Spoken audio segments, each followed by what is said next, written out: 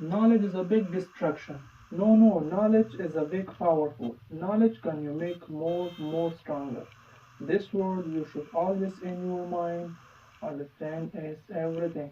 Understand or knowledge able it to giving everything. If that's all time. Please forgive me. Lutfan Mahubaka. Please forgive me. Lutfan Mahubaka. I have eaten the meat. Maroti Kodalina. I have eaten the meat.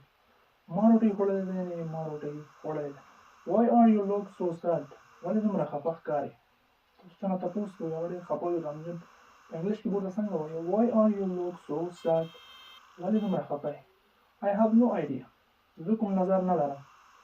You دستې یو څه پېښېږي تاسو وایئ چې زه پکې کوم نظر نه لرم په انګلیش کې به څنګه وایي I have no idea زه کوم نظر نه لرم tell me something ماته یو څه ووایه یو څوک خفه وي ته دې ووایې چې یاره ماته یو څه ووایه tell me something ماته یو څه ووایه یعنې ماته یو څه ووایه why don't we talk ولې موږ خبرې ونه کړو یعنې تاسو له چا څخه خفه یې دا جمله هلته استعمالېږي تاسو له چا څخه خفه یې په انګلیش کې بیا ورته وایئ چې ولې موږ باید خبرې ونه کړو Why don't we talk? ولې موږ خبرې ونه کړو یعنې موږ ولې یو بل سره خبرې ونه کړو Come with me راځه زموږ سره یعنې راځه زما سره Come on with me راځه زما سره تاسو چاته وایي یو ورور ته یعنې چاته وایي This is my younger brother دا زما ځوان ورور دی یعنې دا زما ورکوټی ورور دی یعنې ځوان وي younger هغه چاته ویل کېږي که نه چې هغه سړی هم نه وي هلک هم نه وي نې ماشوم هم نه داسې برابر وي که نه هغه ته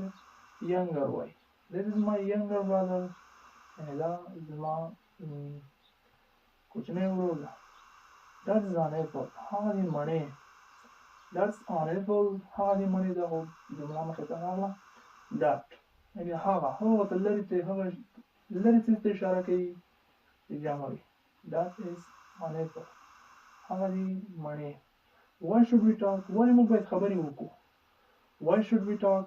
ولې موږ باید خبرې وکړو یعنې موږ باید ولې یو بل سره خبرې وکړو انګلیش ډېر زیات وایرل او مهمه ژبه ده بینالمللي ژبه که غواړئ چې په انګلیش ژبه حاکم برلاسي شئ زموږ دې پیج سره یو ځای سئ انشاءالله تاسو په انګلیش روانې خبرې کوئ بغیر له استاد څخه د روان انګلیش لپاره زموږ پیج فالو کړئ انشاءالله تاسو به ډېر زیات مخکې لاړ شئ ځکه چې پوهه هر څه دي ښه وخت تر بیا ښې چارې